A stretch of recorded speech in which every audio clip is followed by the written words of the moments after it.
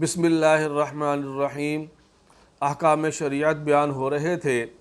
اس سے پہلے ہم نے شریعت کے احکام بیان کیے کہ شریعت کے اندر کون کون سی چیزیں فرض ہیں۔ نماز، روزہ، حج، زکوٰۃ، یہ تو ہر شخص کو معلوم ہے کہ یہ چیزیں فرض ہیں، لیکن اس کے علاوہ بھی کچھ چیزیں فرض ہیں شریعت کے اندر، اور آج انشاءاللہ کچھ مزید بیان کریں گے۔ 4 مواقع پر غسل کرنا، 4 جگہ ایسی ہیں جن پہ غسل کرنا فرض ہے، جن میں غسل کرنا نماز کے لیے فرض ہے اگر آپ نے نماز پڑھنی ہے تو۔ جیسے انسان نے اپنی بیوی سے جماع کیا، صحبت کی اور اس سے ملا، تو جسے صحبت کرنا کہتے ہیں، تو اس صورت میں بھی خواہ انزال ہو چاہے نہ ہو تو اس پر غسل کرنا یہ فرض ہے۔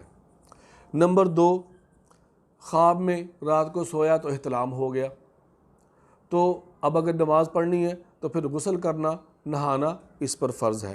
نمبر 3، پاکی حاصل کرنا، تمام گندگیوں سے، تمام نجاستوں سے پاکی حاصل کرنا، یہ اس کے لیے ضروری ہے۔ جیسے پیشاب لگا ہوا جسم پر، پخانہ لگا ہوا ہے یا اور کوئی گندگی لگی ہوئی ہے، تو اس کو جو ہے نا وہ پاک کرنا جسم سے، یہ نہانا، غسل کرنا، اس کو دھونا، یہ بھی کیا ہے، ضروری ہے۔ نمبر 4، حیض و نفاس سے پاک ہونا۔ جیسے کہ حیض ہے تو حیض والی عورت ہے تو جب وہ پاک ہوگی، یعنی جب اس کے حیض کے ایام بند ہو جائیں گے، ختم ہو جائیں گے، حیض ختم ہو گیا، تو اب اس کے لیے غسل کرنا کیا ہو گیا، فرض ہو گیا۔ اسی طرح جنبی کے لیے بھی، اور نفسا یعنی نفاس والی جو عورت ہے جس کو بچہ پیدا ہوا اور بچہ پیدا ہونے کے بعد جب خون ختم ہو گیا تو اس پر بھی نہانا کیا ہے، غسل کرنا یہ فرض ہے۔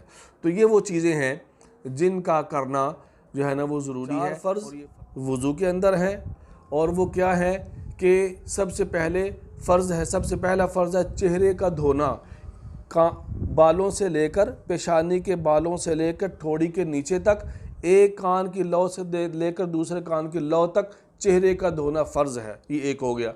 دوسرا، ہاتھوں کا کونیوں سمیت دھونا، 2 ہو گئے۔ تیسرا، چوتھائی سر کا مسح کرنا، کہ یعنی کہ سر کے چوتھے حصے کا مسح کرنا یہ فرض ہے۔